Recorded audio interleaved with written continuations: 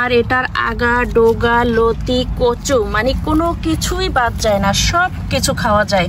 আর এই লতি থেকে কিন্তু অনেক চারা তৈরি করা যায়, লতি খাওয়াও যায় আর লতি থেকে চারা তৈরিও করা যায়। এই যে এখান থেকে ছোট ছোট যত গুরুত্বপূর্ণ টিপস এবং সমস্ত সিক্রেট সহ আপনাদের সাথে শেয়ার করব এই একটা লতিরাজ কচু থেকে আমি কিভাবে চারা তৈরি করি এবং এই চারা থেকে বড় একটি বাগান তৈরি করি। শীত প্রধান দেশে থেকেও আমি কিভাবে সারা বছর কচুর চাষ করে থাকি এবং কিভাবে আমি চারা তৈরি করি।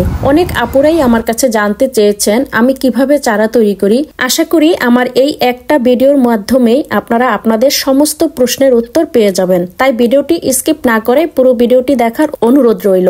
যদি ভিডিওটি আপনাদের ভালো লাগে তাহলে একটি লাইক দিয়ে ভিডিওটি শেয়ার করে দিবেন। আমি এটাকে লতিরাজ কচু নামে চিনে থাকি। তো আমি জানি না আপনাদের অঞ্চলে কে কি নামে পরিচিত, আপনাদের কার অঞ্চলে কি নামে পরিচিত, আপনারা কি বলে থাকেন অবশ্যই কিন্তু আমাকে জানাবেন। আমি সবসময় যেখান থেকে আমার বাংলা বাজার করি সেখানে চলে এসেছি। তো এরকম আপনারা অনেক কচু থাকবে, সেইখান থেকে দেখে বেছে খুব সুন্দর একটা কচু নিতে হবে। যখন আপনারা কিনবেন কেনার সময় ভালোভাবে কিন্তু দেখে নেবেন। অনেক সময় কিন্তু দেখা গেছে কচুর যে মুখটা, এই মুখে কিন্তু শুধু কচুটা থাকে, পুরোটাই কিন্তু কাটা থাকে। তো চারা তৈরি করার জন্য কিন্তু এটা নেওয়া যাবে না। যখন আপনারা নিবেন চারা তৈরি করার জন্য তখন দেখে নেবেন যে কচুর মুখে যেন কচুর পাতা সহ এই জায়গাটা থাকে, কারণ এইখান থেকেই কিন্তু কচুর নতুন পাতা বের হবে। তো আপনারা যদি এই জিনিসটা দেখে না কিনেন তখন কিন্তু আপনারা চারা তৈরি করলে হয়তো বা তেমন হবে কিনা আমি জানি না, কারণ আমি আমার নিজের অভিজ্ঞতা আপনাদের সাথে শেয়ার করতেছি। আমি যেভাবে নিজে করেছি আমার কচুর বাগান আপনারা দেখেছেন, পিছনের ভিডিওতে কিন্তু আপনারা মনে হয় দেখেছেন যে আমি কিন্তু কচু শাক এখানে অনেক কচুর ফসল ফলাই। আমার কাছে মনে হয় যেন বাংলাদেশের এক টুকরো বাংলাদেশ আমার এই বিলেতের মাটিতে। বিলেতের মাটিতে এত বড় বড় কচুর পাতা সহ মানে এটা চিন্তাই করা যায় না। সবই আল্লাহর ইচ্ছা, আল্লাহর দেয়া নেয়ামত আর আমার কিছু পরিশ্রম। এখানে যেহেতু শীত প্রধান দেশ, দেখেন আমি শীতের ভিতরে ঘরে রেখেছিলাম আর এইভাবে করে আমি কিন্তু কয়েকদিন পরে পরে এই কচুর শাকগুলি কেটে খেয়ে ফেলি, তারপরে ভিতর থেকে আবার নতুন পাতা বের হয়। চারা তৈরি হওয়ার পরে যেই টপে কচুর এই চারাটা লাগাবেন সেটার নিচে কিন্তু ছিদ্র করা যাবে না। আমরা নর্মালি কিন্তু অন্য যে কোনো চারা টপে লাগাই না কেন প্রত্যেকটা টপের নিচে কিন্তু ছিদ্র রাখি, যাতে করে পানিটা যাওয়া আসা করতে পারে এবং গাছের শিকড় যেন পচে না যায়, নষ্ট না হয়, গাছ যেন ভালো থাকে। তো কচু গাছ কিন্তু পানিতে ভালো হয়, একদম ক্যাতকেতে মাটিতে কিন্তু কচু গাছ খুবই ভালো হয়। তাই টপের নিচে কিন্তু ছিদ্র করা যাবে না, টপের ভিতরে সবসময় পানি রাখতে হবে, ভিজা মাটিতে কিন্তু কচু গাছ ভালো হবে। ক্যাতকেতে মাটির ভিতরে থাকলেই কিন্তু তখন আপনারা কচুর ভালো ফসল পাবেন। আর নিচে কিন্তু ছিদ্র থাকলে পানি ঝরে যাবে, মাটি শুকিয়ে যাবে, শুকিয়ে মাটি একদম ঝরঝরা হয়ে যাবে। আর যখন মাটিটা ঝরঝরা শুকিয়ে যাবে তখন কিন্তু কচু গাছগুলি তেমন ভালো হবে না। আর যদি আপনারা সরাসরি মাটিতে বাগানেই পুঁতে দেন, মানে এই কচু গাছটা লাগিয়ে দেন, তখন কিন্তু ওইখানে আপনাদেরকে রেগুলার পানি দিতে হবে, কারণ যদি পানি না দেন সেই জায়গাটা কিন্তু একদম শুকায়া মাটিটা চরচরা হয়ে যাবে। আমি যেভাবে ভালো ফলন পেয়েছি সেটাই আপনাদের সাথে শেয়ার করলাম, আশা করি আপনারা উপকৃত হবেন। তারপরে যদি আপনাদের আরো কোনো কিছু জানার থাকে বা যদি কোনো প্রশ্ন থাকে তাহলে কমেন্ট বক্সে আপনারা আমাকে জানাতে পারেন। আমি চেষ্টা করব যতটুকু আমি জানি আপনাদেরকে উত্তর দেওয়ার। আসসালামু আলাইকুম। আজকে আপনাদের জন্য একটা টিপস আছে, কচু গাছ কিভাবে বানাইতে হয়। আমাদের কমেন্ট বক্সে অনেকে জানতে চাইছে কচু গাছ কিভাবে করে, সেজন্য আমি বাজার থেকে এই যে দেখেন আপনারা কচু, এই গাছওয়ালা কচু আনতে হইব। আনার পরে এটা আমি পুরাটা দিয়ে কচু গাছ বানাবো না, আমি এখানে কাটবো। এত এনে জায়গা আমি রাখা বিসমিল্লাহ, এই যে আমার এখন আমি অনেক সময় কচুর পুরা পাতা কাটা থাকে, এরকম থাকে, এই যে শুকিয়ে গেছে এরকম দেখা যায়। এটা কিনলে কিন্তু গাছ হবে না, এই যে এটা এখান থেকে গাছ হবে, এখান থেকে শিকড় বের হবে। এখন এটা রাখতে হবে এখানে কয়েকদিন, একটু একটা পটের ভিতরে পানি নিয়ে তারপরে পানির ভিতরে শুধু ভিজায় রাখতে হবে, আর কিছু না, আর কিছু লাগবে না। এখান থেকেই শিকড় জ্বালাবে। তবে বৃষ্টির পানি দিলে সবচেয়ে বেশি ভালো হবে। এইভাবে ভিজাইয়া কিছুদিন রাখলে দেখবেন এখান থেকে গাছ হয়ে গেছে। আর নিচ দিয়ে শিকড় জ্বালাইব, শিকড়টা আসলেই আপনারা ওইটা এখান থেকে উঠাইয়া ওই টপে কিছু মাটির ভিতরে গাঁথিয়ে রাখলে এটা একটা শিকড় হইয়া এখান থেকে গাছ হবে। এটা আর কোনো জাদু মন্ত্র না, কিছু না, আল্লাহ দিলে এটা তো নিয়ে কচু গাছ হবে, এটা তো নিয়ে শাক হবে। তুমি আমার এইটা একটু দেখাও। ওকে, কি দিয়ে খাবা? মুখ দিয়ে খাবো না, মানে বলছি কি মাছের সাথে খাইবা? চিংড়ি মাছ খাবা, ইলিশ মাছ খাবা? ইলিশ মাছ দিয়ে হলো বেটার হয় কচুর জন্য, ইলিশ মাছই বেটার। অন্য মাছের জন্য যেমন আলু সব মাছের তরকারি, কচুটা নির্ধারিত একটু বেশিরভাগই আমাদের দেশে মা দাদিরা রান্না দেখতাম ইলিশ মাছ দিয়ে রান্না করতো, ওই দিয়ে স্বাদ পাইতাম বেশি। আচ্ছা, পদ্মার ইলিশ আনু মানে কচু দিয়ে রান্না করে আজকে। আর আমরা তো জানলেন সবাই কিভাবে কচু গাছ বানাইতে হয়, এখন তো সবাই দেখলেন, আপনারা এখন জানতে পারছেন। এইভাবে করবেন, দেখবেন আপনাদের খেতেও, আপনাদের গার্ডেনও কচু আল্লাহ দিলে মাশাআল্লাহ দিলে হয়ে গেছে গা। এটা ধরো, এটা ধরো, আমি এগুলি নিয়ে আসি।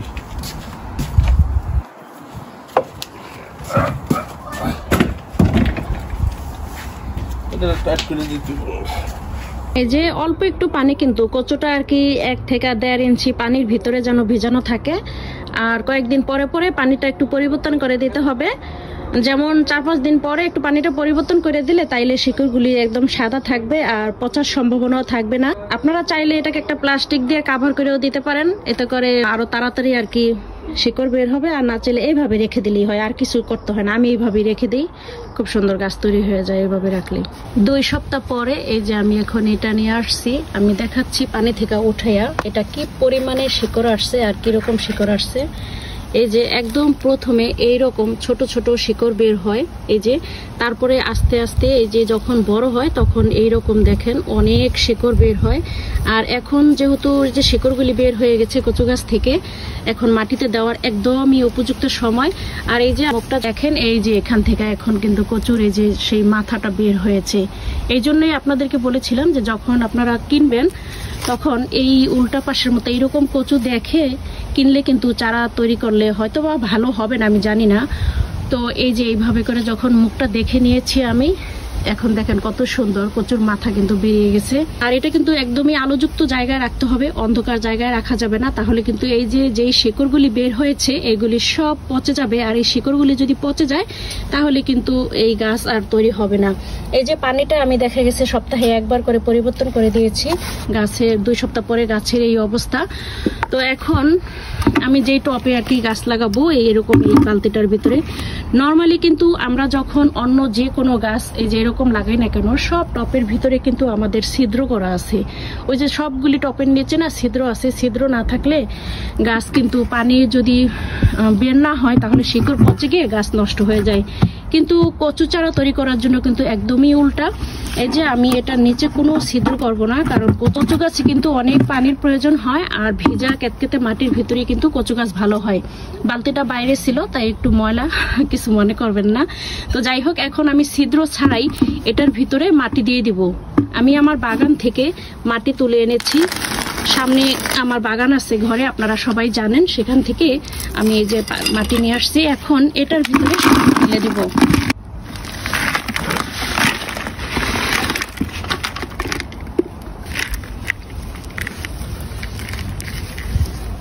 মাটি দিয়ে দিয়েছি বালতিতে। এখন আমি এই কচু গাছটা এই পর্যন্ত পুরোটা মাটির ভিতরে দেব। এই যে আমি আমার এই আঙ্গুলটা যেখানে এই পর্যন্ত আমি পুরোটা মাটির ভিতরে দেব, এই শিকড়টা মাটির সাথে যাবে। তো যেহেতু আমার অনেকখানি নিচে যাবে তাই আমি কচুটা দেওয়ার আগে আমি এখান থেকে মাটির চতুর্দিক থেকে সরাইয়ে নিচ্ছি, মাঝখানে একটু মানে গর্ত করে নিচ্ছি আর কি কচুটা দেওয়ার জন্য। গর্ত করা হয়ে গিয়েছে, তো আমি এখানে কিছু এখন ডিমের খোসা গুঁড়া করে নিয়েছিলাম, মাটির সাথে মিশিয়ে দিয়ে দেব। ডিমের খোসা গাছের জন্য, যে কোনো গাছের জন্য কিন্তু অনেক ভালো। আর কচু গাছে কিন্তু তেমন কোনো সারের প্রয়োজন হয় না। আমি ঘরে যে সমস্ত মানে জৈব সার তৈরি করি, আর এই জৈব সারই না আমি সব সময় আমার গাছে ব্যবহার করি।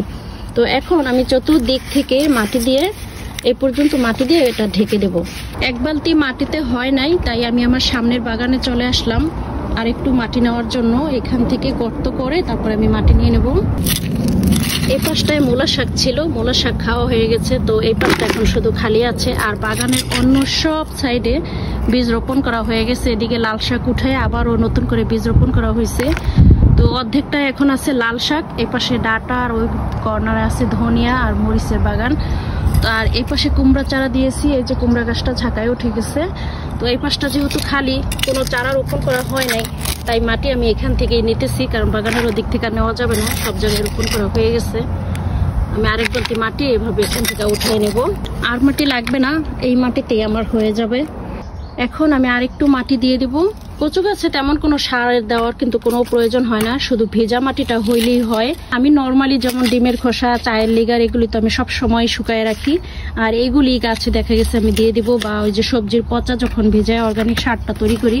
আর এই লতিরাজ কচুগুলি এত এত ভালো, মানে 2-3টা গাছ হইলেই আর বেশি লাগে না, মানে 3টা গাছের পাতা কাটলে দেখা গেছে অনেকগুলি সবজি হয়ে যায়। এই কচুর পাতা, তারপরে এই ডাটা যাই বলেন না কেন, এই 2টা আলাদা ভাবেও রান্না করা যায়। আবার শুধু এই পাতাটা ভর্তা করলেও কিন্তু অনেক মজা।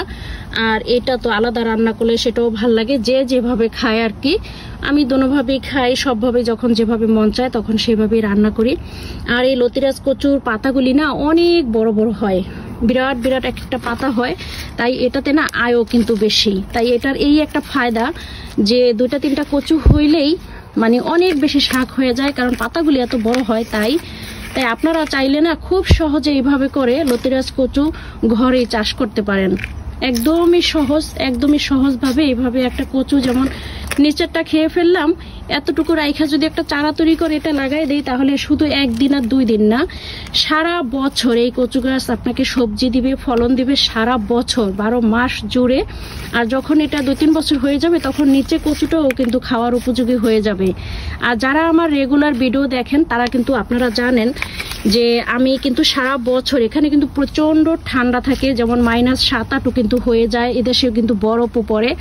তো এখানে গরম কিন্তু দেখা গেছে 2-3 মাসের বেশি থাকে না।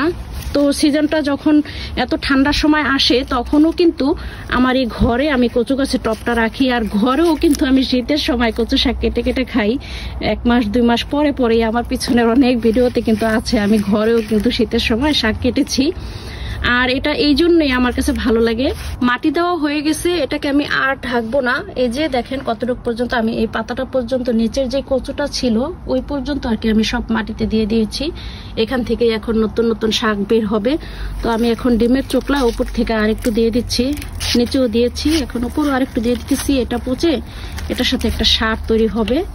আর সর্বশেষ এখন আমি এখানে পানি দিয়ে দিচ্ছি।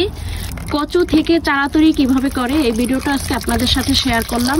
আমার সবগুলি কচুর টব এই পাশটায় রাখি, তো আপনাদের দেখানোর জন্য আমি আজকে এই কচু থেকে চারাটা তৈরি করছি। এই পটটাও এখন আমার এই পাশটায় এনে রেখে দিলাম। এই যে আগের যে চারাগুলি, এই যে দেখেন মাশাআল্লাহ কত সুন্দর লতি এসেছে, চতুর্দিক দিয়ে লতি বের হচ্ছে। আর এই যে দেখেন গাছগুলিও বড় হচ্ছে, ছোট ছোট এই টবগুলি, এগুলিও না এখন একটু করতে হবে, টব পরিবর্তন করতে হবে। টব কিন্তু গাছ অনুযায়ী ছোট হয়ে গেছে। সবগুলিতে লতি বের হচ্ছে, সবগুলিতে দেখেন, তাও একটা না অনেকগুলি করে লতি বের হচ্ছে। এখানের সবগুলি টব কিন্তু লতিরাজ কচু থেকে তৈরি না। এই পাশটাতে এই যে এগুলি আছে, এগুলি কচুর মুখী থেকে তৈরি।